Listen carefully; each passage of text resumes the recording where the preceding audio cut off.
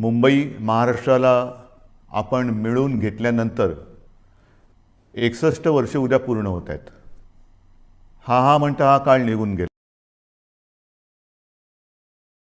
त्या सर्व वीरांना ज्यांनी ज्यांनी बलिदान देऊन रक्त सांडून लढ्यामध्ये भाग घेऊन हाल अपेष्टा सोसून त्याग करून मुंबई महाराष्ट्राला मिळवून द्या नम्रपणे अभिवादन करतोय.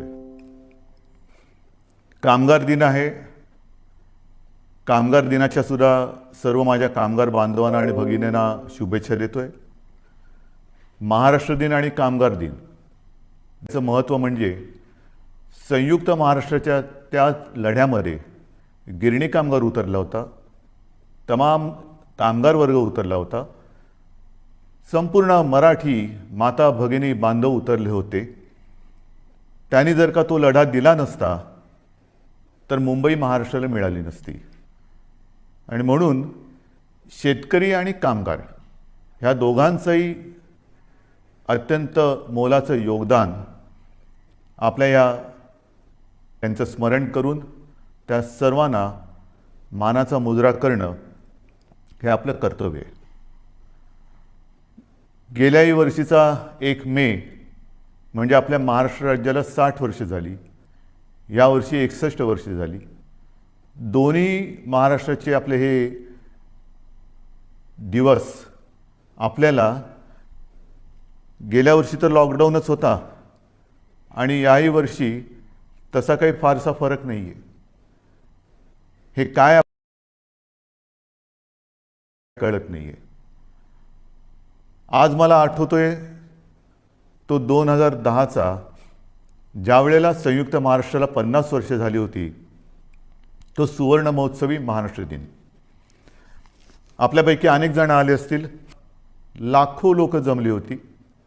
स्वतः शिवसेना प्रमुख होते, आपले बाबासाहेब पुरंदरे होते, संपूर्ण मंगेशकर कुटुंबीय होतं आणि लता दिदींनी ती पुन्हा एकदा आठवण जागवली होती. बहु असो तो सुंदर त्यांच्या समोर गायलं होतं. त्यांनी त्या आठवणी पुन्हा जाग्या करून दिल्या आणि तो सुवर्ण महोत्सव, तो सुवर्ण क्षण आज सुद्धा माझ्या डोळ्यासमोर आहे. ठीक आहे, हाही काळ जाईल आणि पुन्हा एकदा तो सुवर्ण दिन आपण त्याच सोन्याच्या झळाळीने साजरा करू शकू, नव्हे तो करूच, हा मला आत्मविश्वास आहे. साधारणतः आता आपण लॉकडाऊन सदृश नाही आहे, पण झालेले आहेत. लॉकडाऊनसारखं तुम्ही बंधनं आम्हाला टाकली, मग नेमकं झालं काय, केलं काय? कालच आपल्या माननीय उच्च न्यायालयाने आपल्या ॲडव्होकेट जनरल साहेबांना विचारलेलं आहे की जी काही बंधनं आज लावलेली आहेत त्याहीपेक्षा अधिक कडक, म्हणजे जसं गेल्या वर्षी लावला होता तसा कडक लॉकडाऊन लावण्याची आवश्यकता आहे का, हे तुम्ही सरकारला विचारा. मी आपल्याला विचारतोय. मला विचाराल तर मला असं वाटतं याच्याहून काही कडक करण्याची आवश्यकता जरी वाटत असली तरी तशी वेळ येणार नाही, कारण तेवढ्या समजुतीने माझ्या हे वागतायत, समजूतदारपणा दाखवतायत, हिंमत दाखवतायत, जिद्द दाखवतायत, संयम पाळतायत. आणि मग नेमक्या ह्या बंधनाचा आपल्याला काय उपयोग झाला? रुग्णसंख्या ओसरली का? शक्यता वर्तवली जात होती की जसं आपण निर्बंध लावण्याच्या आधी ज्या पटीने आणि वेगाने रुग्णवाढ होत होती, ती रुग्णवाढ तशीच होत राहिली असती तर आजच्या दिवशी साधारणतः 9 ते 10 लाख रुग्ण ते असते. आपण जो संयम दाखवला, मी आपल्याला काही बंधनं घातली, अक्षरशः त्या दिवशी मलाही आपल्याला सांगणं जड जात होतं, पण करू काय? मी बोललो आणि आपण माझं ऐकलं तसं नेहमीच आपण ऐकता. आणि त्याच्यामुळे जी एक शक्यता होती 9.5-10 लाख ॲक्टिव्ह पेशंट आज आपल्या महाराष्ट्रात, साधारणतः आपण आज 6-6.5 लाखापर्यंत स्थिरावून ठेवलेली आहे.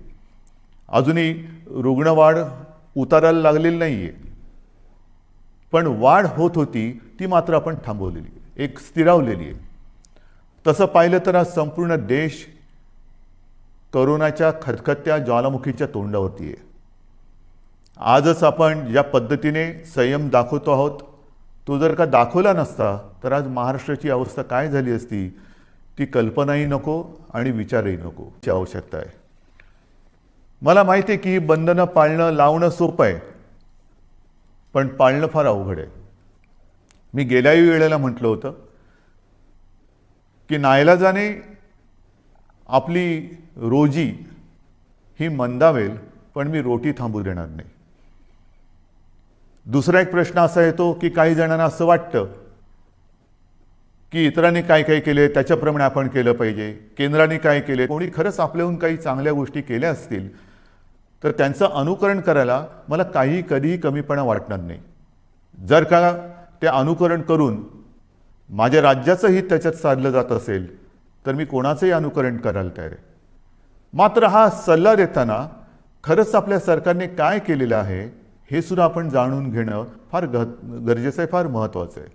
म्हणून मी आपल्यासमोर पुन्हा एकदा गेल्या वर्षी काय आपली परिस्थिती होती, आरोग्य सुविधा काय होत्या आणि ह्या बंधनाच्या काळामध्ये आपण काय करतो.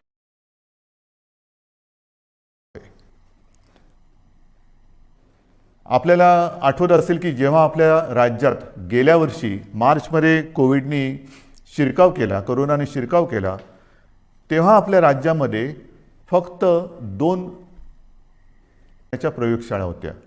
एक आपल्या कस्तुरबामध्ये आणि दुसरी पुण्याला NIV.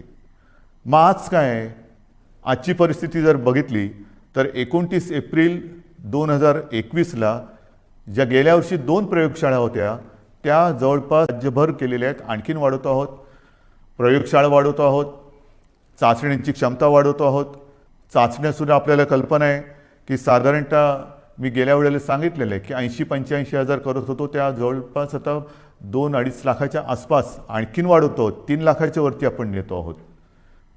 तर ह्या गोष्टी आपण करतो आहोत. म्हणजे लॉकडाऊनसारखं करून हातावर हात बांधून म्हणजे लॉकडाऊन बाहेर केल्याने हात पण लॉक करून बसले असं नाही आहे. आपण हातपाय हलवतो आहोत, आरोग्य सुविधा वाढवतो आहोत.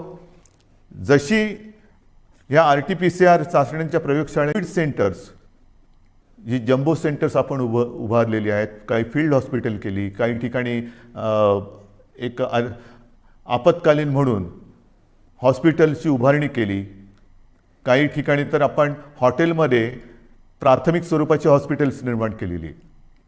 आणि अशी जर का संख्या पाहिली तर जूनमध्ये ही साधारणतः 2665 होती गेल्या जूनमध्ये. आता ही साधारणतः 5000 म्हणजे 5500च्या आसपास आपण केलेली आहे. 5500 कोविड केअर सेंटर्स हे आपण राज्यात उभारलेली आहेत. म्हणजे जवळपास दुप्पट. प्रयोगशाळा जर का बघितल्या मगाशी सांगितल्या त्या 2च्या 600 म्हणजे किमान 300 पट आपण वाढवलेले आहेत. जे आपण बेड्स म्हणतो, रुग्णशय्या, त्या 3,36,000 होत्या आणि आता जवळपास 4,31,000 आहेत. आणखीन वाढवतो आपण. ऑक्सिजन, त्याच्यामध्ये ऑक्सिजनच्या किती होत्या, जूनमध्ये 42,800 साधारण होत्या. आता 86 बेड्स किती होते, गेल्या जूनमध्ये साधारणतः 11,882 होते. आता 28,937 म्हणजे 2.5 पट वाढ केलेली आहे. व्हेंटिलेटर्स, काही जण म्हणतात की व्हेंटिलेटर्स केंद्राने एवढे दिले होते ना, आपण कुठे नाही म्हणत नाही, पण त्यातले दुरुस्त नादुरुस्त जरी पकडले तर गेल्या वर्षी जूनमध्ये 2020 जूनला साधारणतः 3,744 व्हेंटिलेटर्स आपल्याकडे होते. आता 29 एप्रिल म्हणजे कालच्या तारखेला साधारणतः 11,713 हे व्हेंटिलेटर्स आपल्या राज्यामध्ये आहेत. म्हणजे आपण ही एवढी वाढ करतो आहोत. प्रश्न काय येतो, मी मागेही आपल्याला सांगितलं की बेड्स आपण वाढवू शकतो. आणि आता तर वेगळीच अडचण आली, ऑक्सिजन. ऑक्सिजन एवढ्या मोठ्या प्रमाणावरती लागायला लागलाय आणि लागतोय. काही वेळेला म्हणजे AC मध्ये बसलो तरी परिस्थिती ऐकून घामणार, हा एक मोठा प्रश्न असतो. मी आपल्याला गेल्या वेळेला सांगितलं होतं की आपल्या राज्याची रोजची ऑक्सिजन निर्माण करण्याची क्षमता ही साधारणतः 1200 मेट्रिक टन आहे रोजची. आज आपण साधारणतः 1700च्या आसपास मेट्रिक टन हा रोजचा वापरतोय. केंद्राने टन लागतोय तो इतर राज्यातून आणण्याचा एक कोटा ठरवून दिलेला आहे की इतर राज्यातून तुम्ही हा ऑक्सिजन घेऊ शकता किंवा घ्या. आता त्यातली काही ऑक्सिजन जिथून आणण्याचे प्लांट आहेत ते जवळ आहेत, काही शेकडो किलोमीटरवर आहेत, काही हजारो किलोमीटरवरती आहेत. पण तरी देखील आपण बाहेरून आणणारे ऑक्सिजन, मिळणारा ऑक्सिजन आहे त्या ऑक्सिजनचे पैसे देतो आणि ऑक्सिजनच्या वाहतुकीसाठी मग ते टँकर असतील, रेल्वे असतील, इतर कोणत्याही गोष्टी असतील त्याचे सुद्धा पैसे वेळेवर देऊन ही फार मोठी विचित्र परिस्थिती आहे की वेळेवर ऑक्सिजन सर्वत्र पुरवणे हा आपला फार मोठा प्रयत्न चालू आहे. आणि आपल्या सगळ्यांच्या सहकार्याने किंबहुना आपल्या सगळ्यांचे जे काही आशीर्वाद आहेत त्याच्यामुळे आपण ही परिस्थिती नाही म्हटलं प्रयत्न करतो आहे. मात्र रुग्णवाढ अधिक झाली तर मात्र मोठी अडचण निर्माण होण्याची शक्यता आहे. सुदैवाने रुग्णसंख्या ही स्थिरावलेली आहे. ऑक्सिजन आपण अगदी काठोकाठ किंवा कट टू कट ज्याला म्हणतो तशा परिस्थिती ती म्हणजे अचानक आता रेमडेसिवीरची मागणी ही फार मोठ्या प्रमाणात वाढली. सगळ्यांना रेमडेसिवीर पाहिजे. रेमडेसिवीरच्या बाबतीमध्ये मागे कदाचित मी आपल्याला सांगितलं नसेन, परंतु आपल्याला रोजची सरासरी 50,000 इंजेक्शनची आवश्यकता आहे. आपण आज किती मिळवत आहोत तर केंद्राने, कारण ह्याचं जे वितरण आहे तर ऑक्सिजनसारखं केंद्राने रेमडेसिवीर इंजेक्शनचं ती फारच वाईट आहे. प्रत्येक राज्याला ऑक्सिजन पाहिजे, इंजेक्शन्स पाहिजे, रेमडेसिवीर पाहिजे, व्हेंटिलेटर्स पाहिजेत. तर आपल्याला साधारणतः सुरुवातीला केंद्राने दर दिवशी 26,700-800च्या आसपास ही इंजेक्शन्स मिळतील अशी व्यवस्था केली होती. आपली मागणी 50,000ची आहे. मग त्याच्यानंतर मी माननीय पंतप्रधानांना विनंती केली आणि त्यांनी ती मान्य केली. त्याच्यानंतर आपली मागणी मान्य झाली. मागणी म्हणजे आपल्याला 50,000 पाहिजे पण 43,000ची सोय करण्यात आली. आज साधारणतः 35,000च्या आसपास ही रोजची इंजेक्शन्स आपल्याला मिळत आहेत. त्याचेसुद्धा आपण पैसे देऊन ही इंजेक्शन्स घेतो आहे. मात्र ही इंजेक्शन्स पुरवत असताना एक गोष्ट मात्र मी राज्यातील तमाम जे कोविड केअर सेंटर्स आणि कोविडच्या हॉस्पिटलमध्ये काम करणारे डॉक्टर्स आहेत त्यांनाही सांगतोय आणि रुग्णांनाही सांगतोय, त्यांच्या नातेवाईकांनी सांगतोय की नीट लक्षात घ्या. आणि केंद्राच्या डॉक्टर्सनी सुद्धा, तज्ज्ञांनी सुद्धा आपल्याला एक सावधानतेचा इशारा दिलेला आहे. तो म्हणजे रेमडेसिवीरचा अनावश्यक अनाठायी वापर करू नका. गरज नसेल तर रेमडेसिवीर वापरू नका. कारण गरज नसताना दिलं आणि जरुरीपेक्षा जास्त दिलं तर औषधाचे दुष्परिणाम सुद्धा होण्याची शक्यता नाकारता येत नाही. आणि म्हणून मी सर्वांना सांगतोय की रेमडेसिवीर द्यायचं की नाही हा जो काही निर्णय आहे तो आपल्यावरती उपचार करणाऱ्या डॉक्टरांना घेऊ द्या. याचा अर्थ असा नाही की आपल्या जसजसा साठा आपल्याला पुरवठा वाढतोय तसतसं आपण ते वितरण करतोय. पण अनावश्यक रेमडेसिवीरचा वापर हा आपण करू नये अशी माझी सर्वांना एक नम्र विनंती आहे. या सगळ्या गोष्टी ऑक्सिजनबद्दल मी आपल्याला सांगितलं की ऑक्सिजन हा आपल्याला किती लागतो, किती मिळतोय.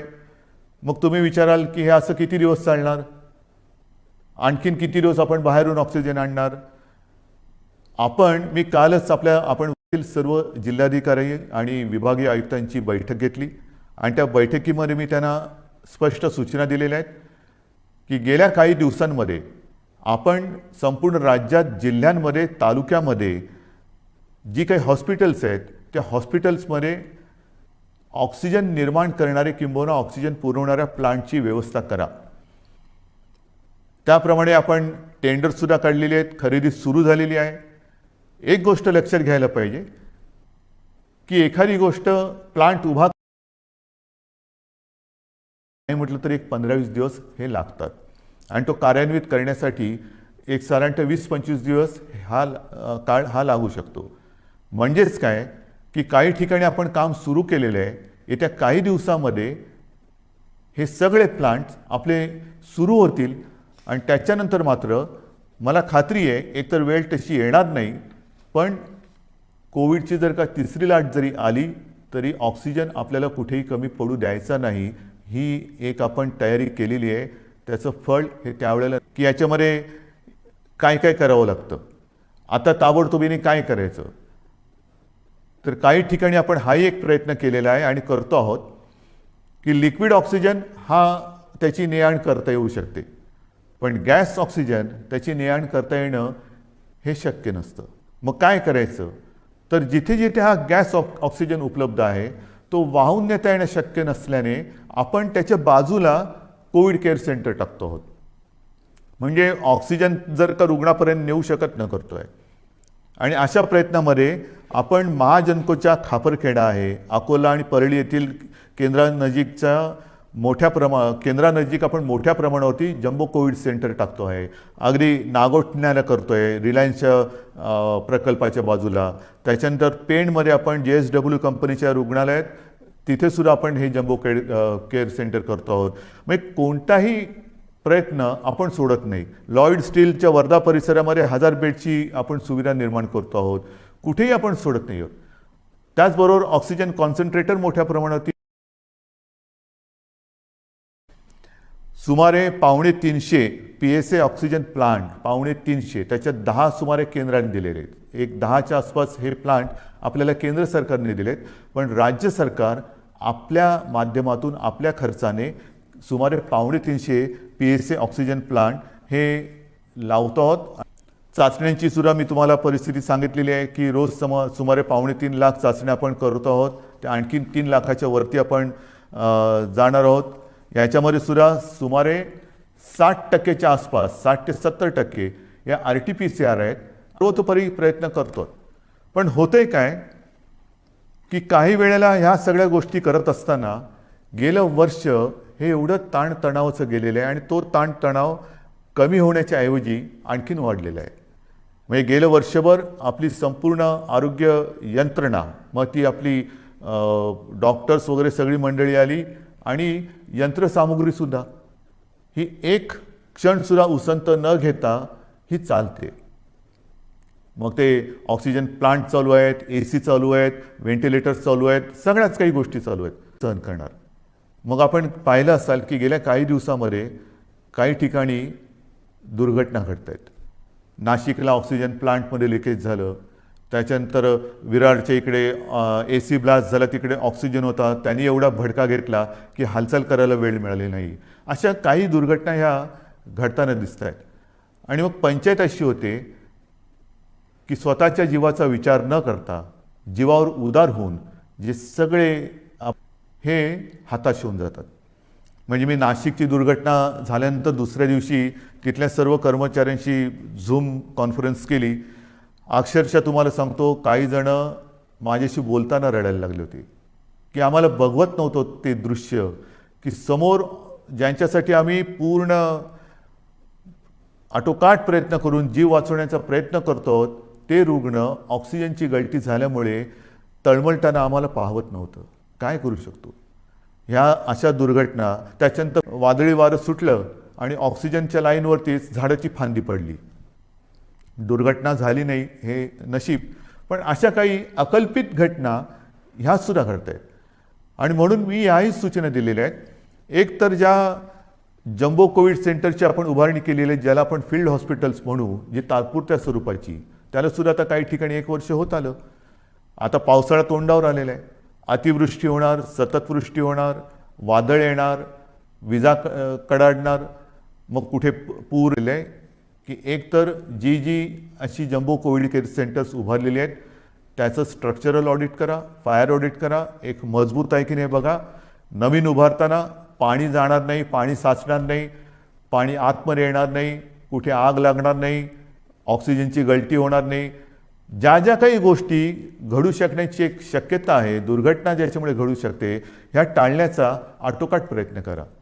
आणि हा आटोकाट प्रयत्न करताना ठीक आहे, ज्याची कामं जो तो करेल, फायर ऑडिट करण्याचं काम तो कुटुंब म्हणून एक टीम म्हणून काम करायचं आहे. जरी एखादी गोष्ट आपल्या लक्षात आली काम करताना की इकडे काहीतरी गडबड आहे, इकडे काहीतरी होऊ शकतं, तर तात्काळ आपल्या वरिष्ठांच्या ते लक्षात आणून द्या की येता जाताना वाटलं की अरे काहीतरी बरोबर नाही आहे, ह्यानी मोठं काहीतरी घडू शकतं. ज्याप्रमाणे भंडाऱ्याला त्या लहान मुलांच्या हॉस्पिटलमध्ये आग लागली, त्यांचं ते उपकरण पेटलं.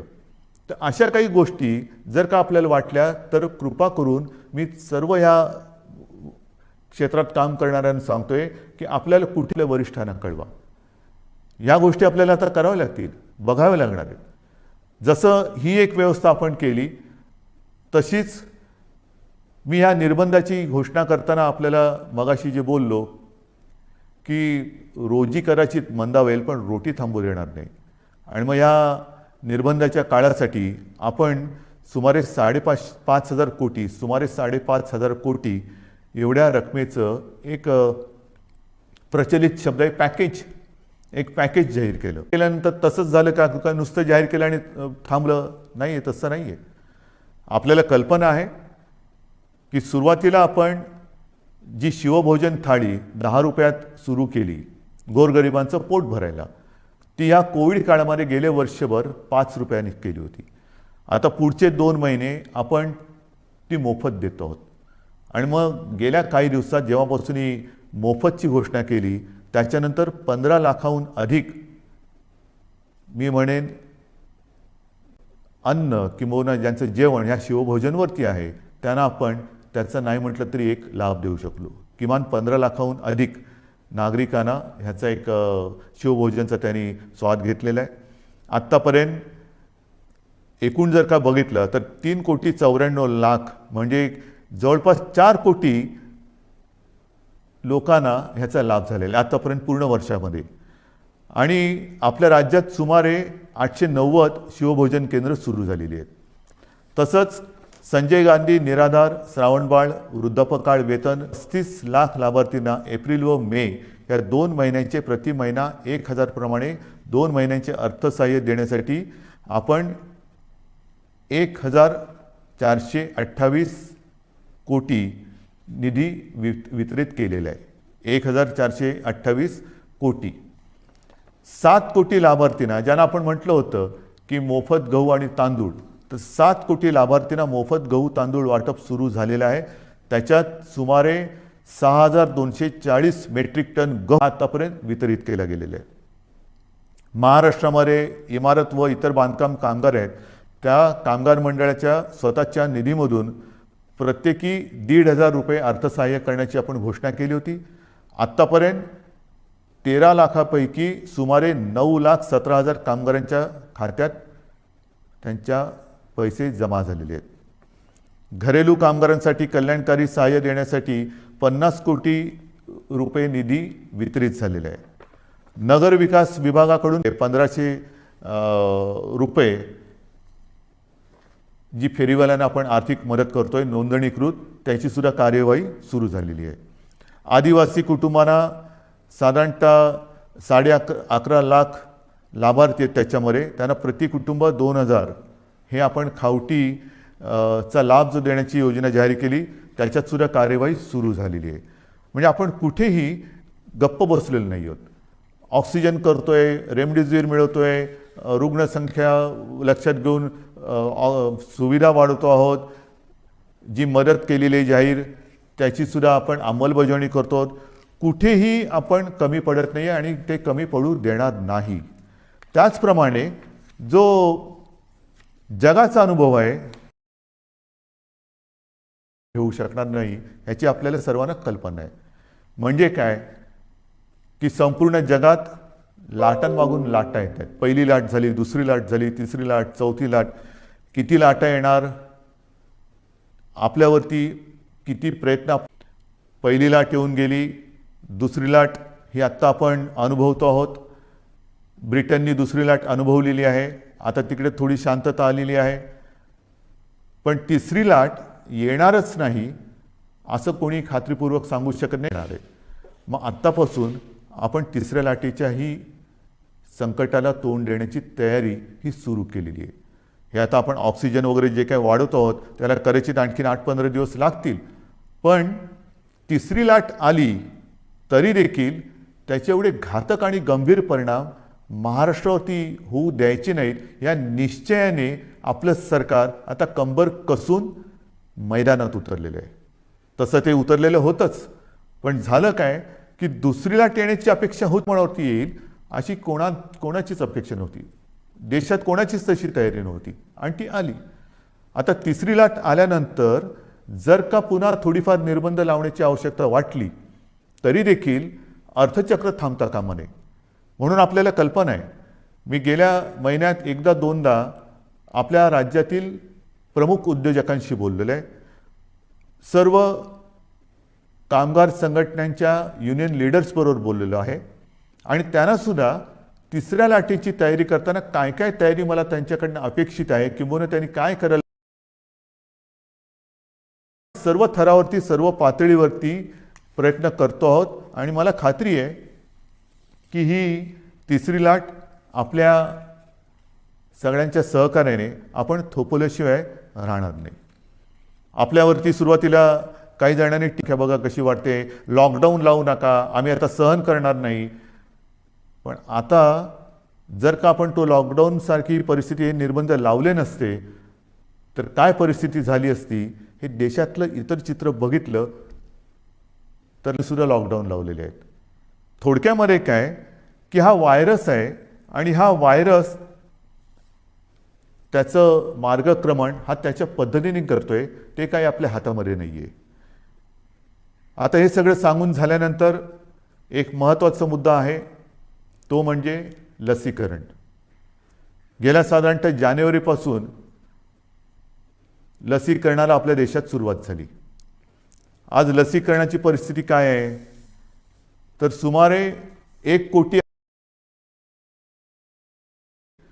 कदाचित आपण देशामध्ये लसीकरणाच्या बाबत नंबर 1चं राज्य आहोत. चाचण्यांच्या बाबतीत सुद्धा कदाचित आपण नंबर 1चं राज्य असू.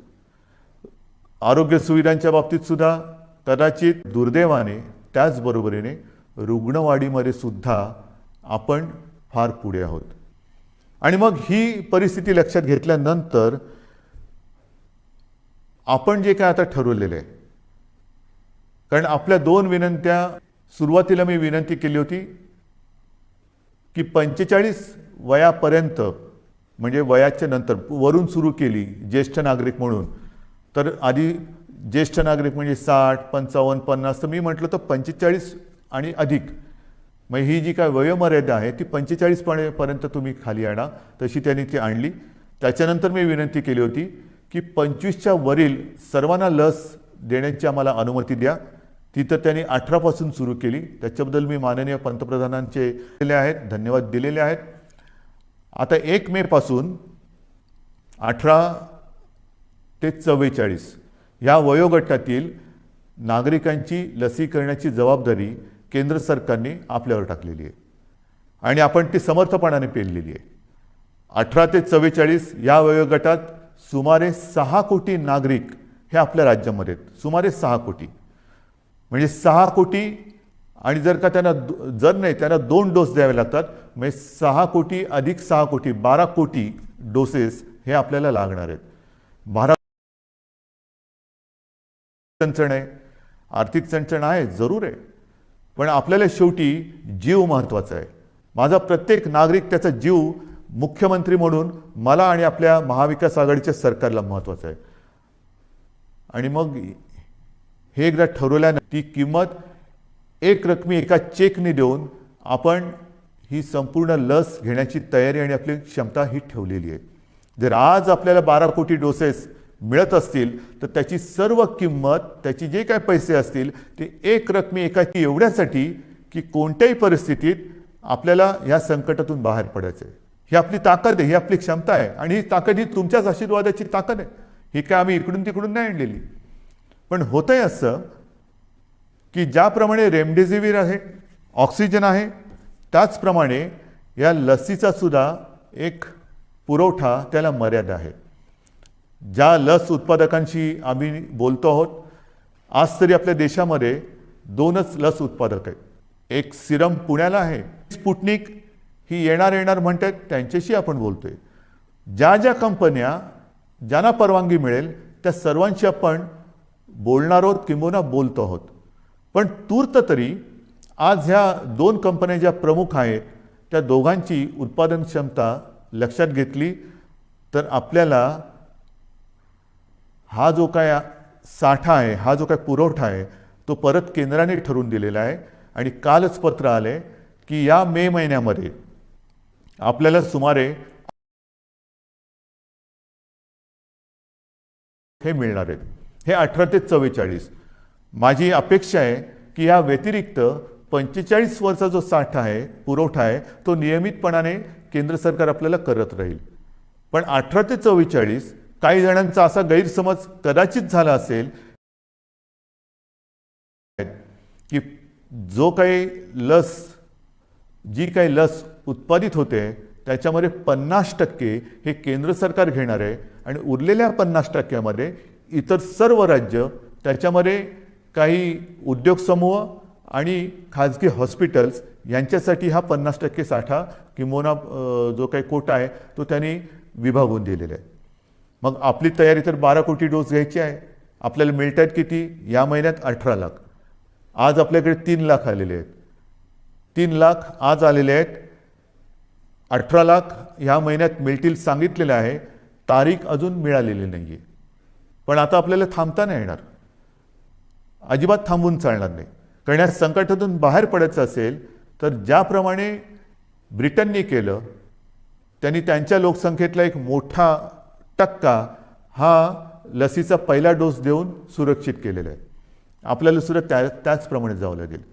लस जशी मिळेल, जशी उपलब्ध होईल तशी ती घेऊन आपल्याला आपल्या नागरिकांना ती दिलीच पाहिजे आणि ते आपलं सरकार दिल्याशिवाय राहणार नाही. आणि म्हणून मी आपल्याला एक विनंती करायला आज मुद्दामून आपल्यासमोर आलेलं आहे. उद्यापासून आपण 18 ते 44 या वयोगटातील नागरिकांचं लसीकरण हे जसजसं आपल्याला लसीचा पुरवठा मिळतोय तसतसं सुरू करतो आहे. 18 उत्साहालाच काल सुद्धा आपण पाहिलं असेल की कोविन ॲप हे कोसळलं. जसं गेल्या वेळेला सुद्धा लसीकरण सुरू केलं आणि ते ॲप क्रॅश झालं, तसंच काल हे ॲप क्रॅश झालं.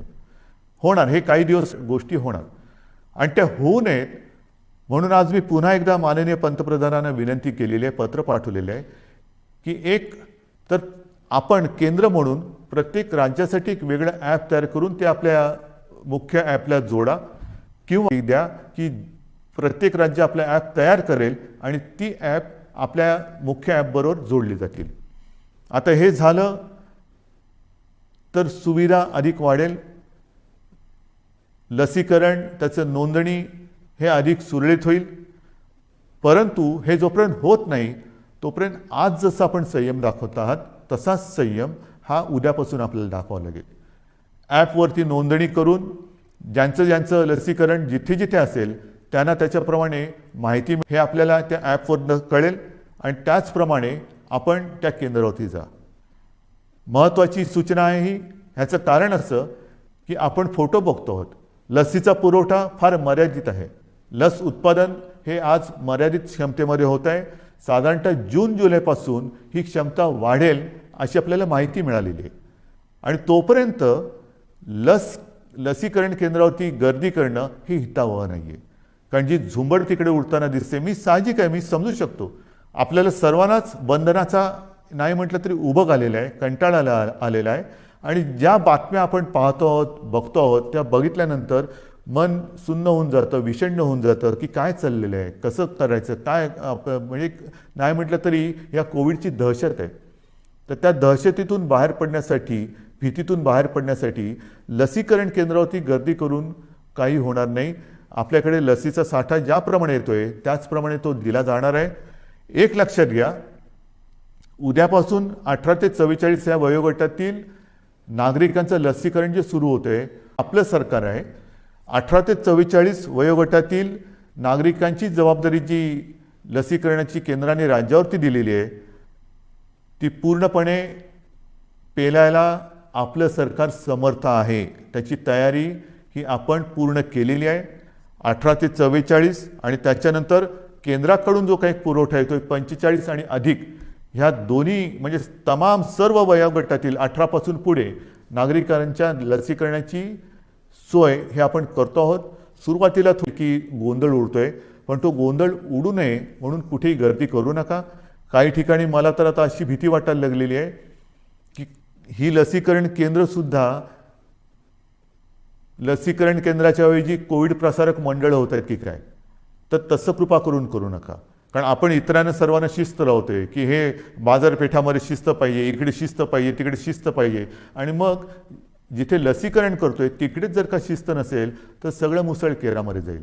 म्हणून मी हात जोडून आपल्याला नम्र विनंती करतोय, आपल्याला ही लस उपलब्ध होत जाईल तसतशी आपण ही संख्या वाढवत जाणार आहोत. तूर्त आज आपल्याकडे 3 लाख लसी आलेल्या आहेत 18 ते 44 वयोगटातील नागरिकांसाठी. त्याचं वितरण हे साधारणतः रुग्णसंख्या आणि लोकसंख्येच्या प्रमाणात केलं गेलेलं आहे. 3 लाख लसी हे फार म्हटलं तर त्रुटकच आहे, कारण काल परवाकडेच आपण 5 लाख डोस एका दिवसात दिलेले आहेत. 5 लाख डोस एका दिवसात. आपली क्षमता 1.5-2 कोटी किंबहुना त्याहून अधिक डोस जर का मिळत गेले महिन्याचे तर आपण दिवस रात्र मेहनत करू आणि लवकरात लवकर महाराष्ट्र या संकटातून बाहेर काढू. ही झाली आपली क्षमता, पण मर्यादा ही येणाऱ्या पुरवठ्यावरती अवलंबून आहे.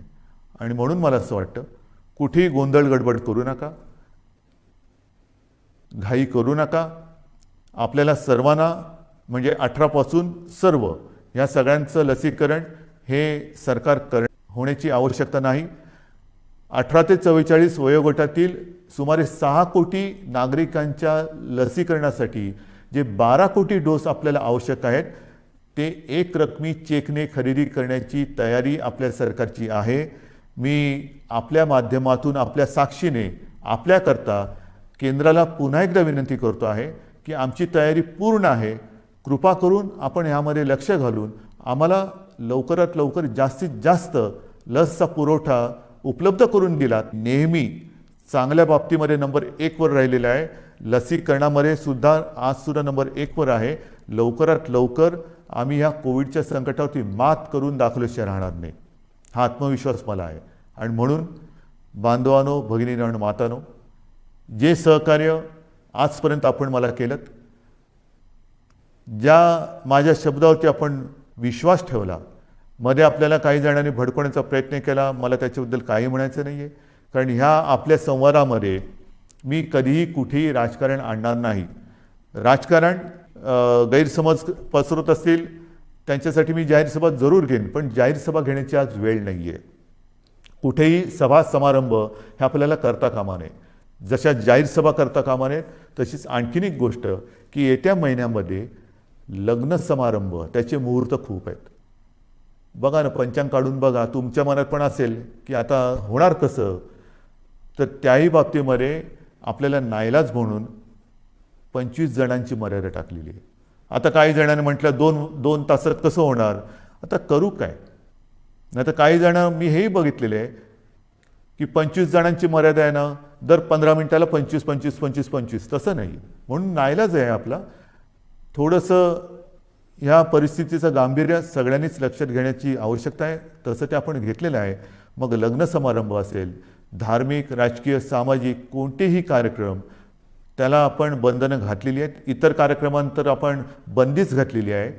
तर माझी उत्साहाला थोडंसं आपल्याला बंधन घालावं लागेल, उत्साहाला मुरड घालावी लागेल. ती जर का घातली तर लवकरात लवकर आपण ह्या संकटातून मोकळे होऊ. आणि म्हणून पुन्हा एकदा आजपर्यंत जे सहकार्य आपण मला केलं आणि जे आशीर्वाद आपण मला दिलेले आहेत, ह्या सरकारला दिलेले आहेत, हे असेच कायम ठेवा. तुमच्यासाठी हे सरकार जे जे करता येणं शक्य असेल ते केल्याशिवाय राहणार नाही, एवढंच एक वचन